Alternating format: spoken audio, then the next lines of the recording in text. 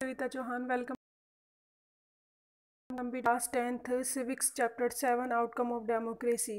Previous video में student हमने discuss करा था reductions of inequality and poverty. इस वीडियो में स्टूडेंट हम डिस्कस करेंगे accommodation of social diversity. That means किस तरीके से अगर एक डेमोक्रेसी कंट्री में डाइवर्सिटी पाई जाती है उसे कैसे अकोमोडेट किया जाता है, कोऑर्डिनेट किया जाता है रेदर देन डिक्टेटरशिप हो या मोनार्की कंट्री।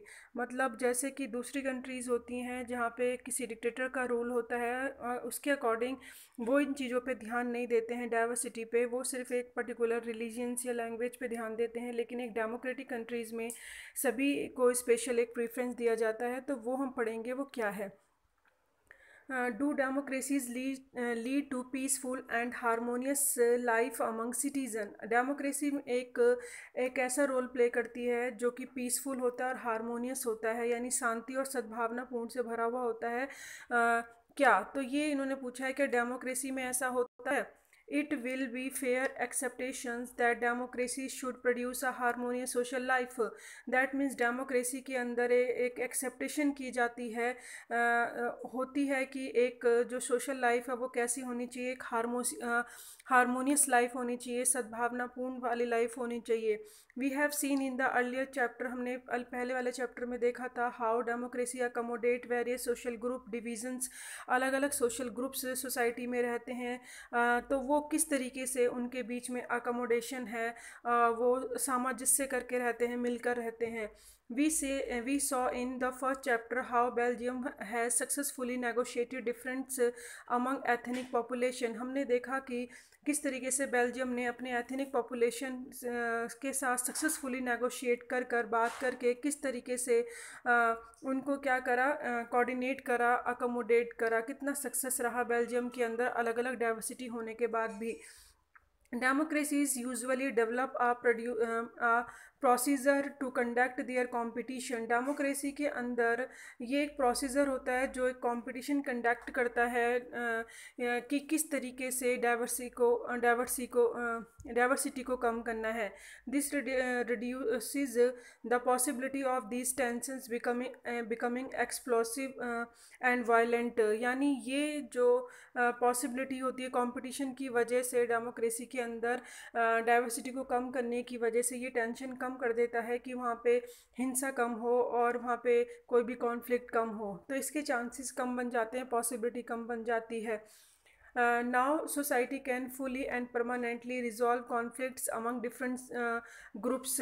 अगर हम देखें कोई भी सोसाइटी है पॉसिबल नहीं है कि परमानेंटली कोई भी कॉन्फ्लिक्ट्स जो है उनके बीच में हो और वो फिनिश हो जाए, क्योंकि सोसाइटी के अंदर डाइवर्सिटी है तो दैट मीन्स वो रहेगी। जैसे कि आपकी क्लास है, वहाँ पे अलग अलग तरह के बच्चे रहते हैं, सभी एक दूसरे से अलग हैं। हम सोचेंगे सबको एक कर देंगे, इक्वल कर देंगे, इम्पॉसिबल। कुछ का इंटरेस्ट होगा क्रिकेट में तो किसी का होगा फुटबॉल में, डिफरेंट इंटरेस्ट होता है। तो इसी तरीके से सोसाइटी के अंदर भी डाइवर्सिटी होती है और उनको अकोमोडेट कर सकते हैं, यानी हम ख़त्म नहीं कर सकते, but we can certainly learn to respect this. हम उनकी रिस्पेक्ट कर सकते हैं, डिफरेंसेस की जो भी अलग अलग हैं सबकी भावनाओं को समझ सकते हैं। And we can also evolve mechanism to negotiate the differences, और नेगोशिएट कर हम अपने डिफरेंसेस को कम कर सकते हैं, सेलिब्रेट कर सकते हैं। जैसे कि हमारी कंट्री है उसमें अलग अलग धर्म के लोग रहते हैं, तो हम पर्टिकुलर किसी एक धर्म को बढ़ावा ना दे के मेजॉरिटी को, जैसे कि यहाँ पे हिंदू राष्ट्र को अगर हम बढ़ावा देने लग जाएं तो वो कितना इम्पॉसिबल होगा। लेकिन अगर हम सभी धर्म से रिलेटेड फेस्टिवल को सेलिब्रेट करते हैं, उनसे कुछ सीखते हैं, तो वहाँ पे एक डाइवर्सिटी से मतलब अकोमोडेट करना कितना हमारे लिए अच्छा रहेगा। तो वो कब हो सकता है, जब एक democracy is the best suited to produce this outcome. सिर्फ एक डेमोक्रेसी में ही ऐसा हो सकता है, अदरवाइज़ अगर आप देखते हैं कोई डिक्टेटर या मोनार्की वाली कंट्री है, जैसे कि आपने हिटलर को देखा था कि वो जर्मन में किस तरीके से आर्यंस को ही प्रीफर कर रहा था, उनकी फैसिलिटीज़ को, उनकी रेस को बढ़ाने की कोशिश कर रहा था, और जो ज्यूज़ हैं उनको एक्सप्लॉइट करा, कंसंट्रेशन कैंप में भी भेज के उनको मार डाला। तो ये एक डिक्टेटर कंट्री में आपको देखने को मोनार्क में नहीं मिलेगा। सिर्फ एक डेमोक्रेसी कंट्री है जहाँ पे कि एक ये रिजल्ट आपको देखने को मिलेगा। Non democratic regimes often turn to blind eye, वो अपनी आइज़ बिल्कुल बंद कर लेते हैं, ऐसे इश्यूज़ को बिल्कुल नहीं देखते। एंड सप्रेस इंटरनल, और जितने भी उनको सप्रेस करने की कोशिश करते हैं, जो भी सोशल डिफरेंसेस होते हैं उनको दबाने की कोशिश करते हैं, जो भी कंट्री के अंदर इंटरनल ऐसी चीज़ें दिखाई देती हैं। तो वहाँ पे मोनार्की और डिक्टेटर जो कंट्रीज़ हैं वो इस चीज़ को ध्यान नहीं देती हैं, सोशल इश्यूज़ को। अगर डिफरेंसेस हैं तो उन्हें बिल्कुल नेगलेक्ट कर देती हैं। Ability to handle social differences, division, conflicts in thus a definite plus point of a democratic regimes। अगर डेमोक्रेटिक है तो दैट मीन्स वो सारे सोशल इश्यूज़, चाहे डिफरेंसेस हो या डिविजन्स हो या कॉन्फ्लिक्ट्स हैं, सबको सॉल्व करने के लिए एक प्लस पॉइंट है। यानी डेमोक्रेटिक में एक पॉजिटिव रिजल्ट देखने को आपको मिलेगा इन सभी इश्यूज़ पे। बट जैसे कि एग्जांपल आपने श्रीलंका का देखा था कि वहाँ पे जो एथनिक ग्रुप के अकॉर्डिंग वो मेजॉरिटी को ज़्यादा प्रेफरेंस दे रहे थे, चाहे ऑफिशियल लैंग्वेज हो या फिर कोई भी वर्क क्यों ना हो, तो वहाँ पे उन्होंने माइनॉरिटी को नेगलेक्ट करके अपने लिए एक सिविल वॉर की कंडीशन क्रिएट कर ली थी, जो आपने श्रीलंका को देखा था अगर आप याद करेंगे चैप्टर 1 में।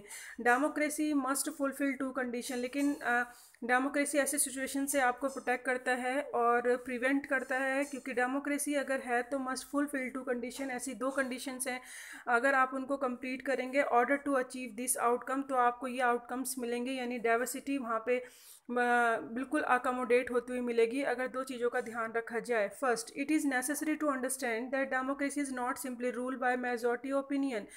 सबसे पहले तो इस बात को समझना है कि डेमोक्रेसी का मतलब ये नहीं होता कि मेजॉरिटी की ओपिनियन ही मतलब रूल करेगी या उसको ही ज़्यादा प्रीफर किया जाएगा। The majority always need to work with the minority, majority को माइनॉरिटी के साथ काम करना पड़ेगा, so that governments functions to represent the general view.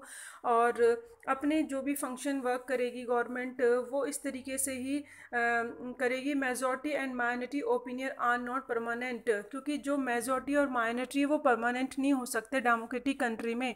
जैसे कि इंडिया है, उसके अंदर कांग्रेस पार्टी है या जनता बीजेपी पार्टी है या जनता दल है या कोई भी पार्टी है, तो उसके अंदर आप देखेंगे मेजॉरिटी में अगर आज बीजेपी पार्टी है तो वो कभी हार कर माइनॉरिटी में आ सकती है, और इसी तरीके कांग्रेस पार्टी अगर आज माइनॉरिटी में है तो वो जीत के मेजॉरिटी में आ जाएगी। लेकिन हम कहें वो परमानेंट है, मेजॉरिटी है, तो वो पॉसिबल नहीं है। तो इसीलिए गवर्नमेंट को दोनों के साथ काम करना पड़ेगा। यानी जो सोशल डाइवर्सिटी देखने को मिलती है तो हर ग्रुप को इम्पोर्टेंस देनी पड़ेगी डेमोक्रेसी कंट्री के अंदर, like India. It is also necessary that rule by majority does not become rule by majority community in turn of religions, race, linguistic group. और ये भी ध्यान रखना पड़ेगा अगर रूल हो रहा है तो मेजॉरिटी जो है वो इन इशू पे ना हो। यानी मेजॉरिटी जो कम्युनिटी है, पूरे समुदाय है, किसी धर्म के बेस पे नहीं होना चाहिए, रेस के बेस पे होना चाहिए, लिंग्विस्टिक ग्रुप में नहीं होना चाहिए। दैट मीन्स जैसे कि अगर इंडिया कंट्री है और उसे हिंदू राष्ट्र की मेजॉरिटी पे अगर कोई पार्टी रूल करती है तो वो गलत है, वो नहीं होना चाहिए। मेजॉरिटी किसी धर्म, जाति, भाषा के आधार पे नहीं होना चाहिए, सिर्फ वोटिंग के अकॉर्डिंग होनी चाहिए, जो कि जनता सभी धर्म के ग्रुप, चाहे भाषा के ग्रुप, जाति के ग्रुप, सभी उस वोटिंग करते हैं, उस बेस पे होना चाहिए। Rule by majority means that in case of every decision in the case of every election, मतलब जो भी रूल कर रहा है वो किस पे बेस होना चाहिए, केस ऑफ कोई भी डिसीजन हो रहा है तो दैट मीन्स इलेक्शन के बेस पे होना चाहिए। और हर किसी का उसके अंदर इम्पॉर्टेंट होता है, डिफरेंट पर्सन हैं, ग्रुप्स हैं, तो may and can form a majority, यानी कोई भी मेजॉरिटी में आ सकता है और कर सकता है अपनी। जैसे कि अगर हम बात करें, democracy remains democracy only as long as every citizen has a chance of being majority. Democracy में किसी को भी मेजॉरिटी बनने का चांस मिल सकता है, किसी एक पर्टिकुलर किसी को भी बने रहने का परमानेंट नहीं होता है। जैसे कि अगर हम बात करें सिख की, तो अगर हम उसे धर्म के बेस पे सोचे मेजॉरिटी पे आ जाए तो वो नहीं हो पाएगा, पॉसिबल नहीं है, क्योंकि यहाँ पे हिंदू जो हैं उनकी मेजॉरिटी ज़्यादा है। लेकिन अगर हम बोलें वोटिंग के सपोर्ट के उस पर वो बीजेपी को सपोर्ट देता है और वोटिंग बैंक के अकॉर्डिंग आता है तो वो मेजॉरिटी में आ सकता है और उस ग्रुप के को भी एक सपोर्ट वो मिल जाता है, सपोर्ट मिल जाता है। तो यहाँ पे आपको देखने को मिलेगा कि एक इक्वल चांस मिलता है मेजॉरिटी में आने का। सिटीज़न को, हर किसी को एक राइट है। तो वो वोटिंग के अकॉर्डिंग होना चाहिए, पॉइंट ऑफ टाइम, यानी समय समय पर किसी ना किसी को चेंज होते रहना चाहिए। इफ़ समवन इज़ बैरिड, अगर कोई ऐसा है जिसको रोका, मतलब उसमें बैरिड किया जाए from being in majority on the basis of birth, यानी किसी को जन्म के बेस पे किसी को रोका जाता है, then the democratic rule ceases to be accommodative for the person और ग्रुप। तो वहाँ पे जो डेमोक्रेटिक है तो वहाँ पे अकोमोडेशंस नहीं हो पाएगा किसी भी पर्सन और ग्रुप के लिए, तो वह सीज हो जाता है, यानी दैट मीन्स संघर्ष करना पड़ेगा। कोई भी डेमोक्रेटिक कंट्री है, रूल है, तो उसके अंदर अकोमोडेशन करने के लिए सभी को इक्वल देना पड़ेगा, और उसके अंदर डाइवर्सिटी को समझना पड़ेगा कि ये किसी भी कंट्री में डाइवर्सिटी है तो सभी ग्रुप, सभी सोशल ग्रुप्स जो हैं सबको इम्पोर्टेंस देनी पड़ेगी। चाहे कोई इंडिविजुअल सिटीज़न ही है उसको हमें क्या देना पड़ेगा, इक्वलिटी देनी पड़ेगी, फ्रीडम देनी पड़ेगी, और पूरी उसको हमें डेवलप करना पड़ेगा। तो दैट मीन्स यहाँ पे वही चीज़ है कि जो हमने इस टॉपिक में पढ़ा है कि अकोमोडेट करना है डाइवर्सिटी को, ना कि